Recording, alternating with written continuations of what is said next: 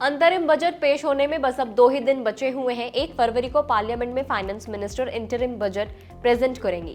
चूंकि चुनावी साल है इसलिए कोई बड़ी अनाउंसमेंट तो नहीं होगी, लेकिन सरकार किसी न किसी तरह देश की जनता को खुश करने की कोशिश जरूर करेगी। एक रिपोर्ट के मुताबिक करीब 80 मिलियन लोग सैलरीड एम्प्लॉयज की कैटेगरी में आते हैं। सैलरीड क्लास टैक्स के मोर्चे पर संभावित बदलावों का बेसब्री से इंतजार भी कर रहा है।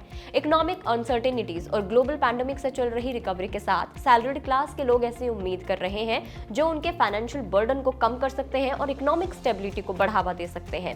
सैलरीड क्लास, जिसमें हम और आप सब आते हैं, महीने का खर्च एक दिन मिलने वाली सैलरी से चलाना हर सैलरी क्लास लोगों के लिए चैलेंजिंग होता है। कुछ लोग इसे मैनेज करना सीख लेते हैं तो कुछ इससे परेशान रहते हैं। इन सब के बीच सरकार से इन लोगों की उम्मीदें हर बजट में देखने को मिलती हैं। उनको क्या कुछ उम्मीदें हैं इस बजट से, क्या कुछ एक्सपर्ट्स उम्मीद कर रहे हैं, चलिए जानते हैं इस वीडियो में। Hi, this is Bhavana and you are watching good returns. तो पहला है, टैक्स सिस्टम पर सरकार को एक स्लैब तैयार करने पर विचार करना चाहिए। टैक्स स्लैब को लेकर आज भी लाखों भारतीयों के बीच कंफ्यूजन है। कुछ इस बात से चिंतित हैं कि जब वो टैक्स देने के लिए एलिजिबल हो जाएंगे तो उनके लिए कौन सा टैक्स रेजिम बेहतर ऑप्शन होगा। सरकार को एक स्टैंडर्ड टैक्स रेजिम बनाने पर भी विचार करना चाहिए। इससे आम लोगों को नई और पुरानी के बीच बेहतर चुनने में कोई कंफ्यूजन नहीं होगा। कुछ लोगों को उम्मीद है कि सरकार को नई टैक्स रेजिम के अंडर 7 लाख तक की कमाई पर दी जाने वाली टैक्स छूट की सीमा को बढ़ाकर 8 लाख रुपए तक कर देना चाहिए। दूसरी जो उम्मीद लगाई जा रही है वो है पीपीएफ की लिमिट बढ़ाने और ब्याज दरों में इंक्रीमेंट करने पर भी सरकार को विचार करना चाहिए। तीसरा है कि सेक्शन 80C और 80D डिडक्शन की लिमिट को भी बढ़ाया जाना चाहिए। ऐसी सैलरीड क्लास लोगों की उम्मीदें हैं।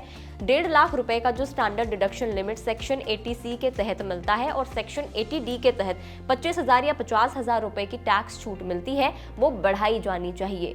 इसके अलावा न्यू टैक्स रेजिम के अंडर ज्यादा टैक्स कटौतियों और छूट की उम्मीदें हैं, जैसे 80C और 80D जैसे सेक्शन और होम लोन के ऊपर टैक्स छूट के फायदे मिलने की उम्मीद बन रही है।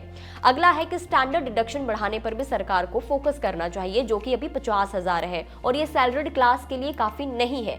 हाई स्टैंडर्ड डिडक्शन ना सिर्फ टैक्सेबल इनकम से राहत देगा बल्कि लोगों के लिए टैक्स सबमिट करने के प्रोसेस को भी ये इजी बना देगा। अगला है होम लोन इंटरेस्ट डिडक्शन। देखिए, रियल एस्टेट की बढ़ती लागत को देखते हुए लोगों को होम लोन इंटरेस्ट के लिए डिडक्शन लिमिट में बढ़ोतरी किए जाने की उम्मीद है। इससे घर खरीदने में उन्हें आसानी होगी और साथ ही रियल एस्टेट सेक्टर में निवेश को भी बढ़ावा मिलेगा। अगला, मेडिकल रियम्बर्समेंट और हेल्थ इंश्योरेंस डिडक्शन को लेकर भी लोगों को काफी उम्मीदें इस बार के बजट से दिख रही हैं, क्योंकि पैंडेमिक के बाद हेल्थ एंड इंश्योरेंस की इंपॉर्टेंस को सभी ने समझा है। लोगों को मेडिकल रियम्बर्समेंट लिमिट और हेल्थ इंश्योरेंस प्रीमियम पर डिडक्शन में बढ़ोतरी किए जाने की उम्मीद है। इससे न केवल हेल्थ केयर खर्चों को सपोर्ट मिलेगा बल्कि लोगों को कॉम्प्रिहेंसिव हेल्थ कवरेज में इन्वेस्ट करने के लिए भी ये प्रोत्साहित करेगा। अगला जो बहुत इंपॉर्टेंट है वो है एजुकेशन लोन इंटरेस्ट डिडक्शन। जी हाँ, जैसे जैसे एजुकेशन की कॉस्ट बढ़ रही है, एजुकेशन लोन पर इंटरेस्ट के लिए डिडक्शन लिमिट का एक्सपेंशन की भी उम्मीद की जा रही है। इससे परिवारों को एजुकेशनल एक्सपेंसेस को मैनेज करने में हेल्प मिलेगी और हायर एजुकेशन को प्रोत्साहित किया जा सकेगा।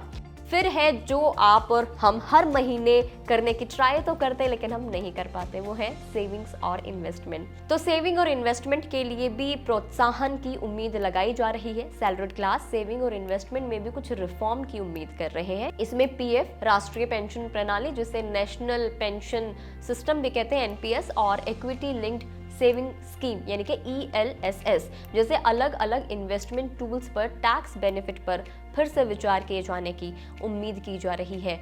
तो सैलरीड क्लास लोगों को काफ़ी उम्मीद हमें दिख रही है कि उन्हें उम्मीद है अब 1 फरवरी को क्या कुछ होने वाला है। क्या इन उम्मीदों पर सरकार खरा उतरेगी? क्या सैलरीड क्लास लोगों को सरकार कुछ फ़ायदा देगी? वो हमें 1 फरवरी के दिन ही पता चलेगा। वेल, आप भी, I am sure salaried class लोग भी इस वीडियो को ज़रूर देख रहे होंगे। आपको क्या कुछ उम्मीदें हैं और आपको क्या लगता है सरकार क्या अनाउंस कर सकती है? आप हमें कॉमेंट करके ज़रूर बताएं। अगर आप इस वीडियो को फेसबुक पर देख रहे हैं तो फेसबुक पेज को लाइक करें, यूट्यूब पर देख रहे हैं तो गुड रिटर्न्स के यूट्यूब चैनल को सब्सक्राइब करना ना भूलें। 1 फरवरी का दिन हम सबके लिए बेहद खास है क्योंकि चुनावी साल है और मोदी सरकार अपना अंतरिम बजट पेश करने वाली है।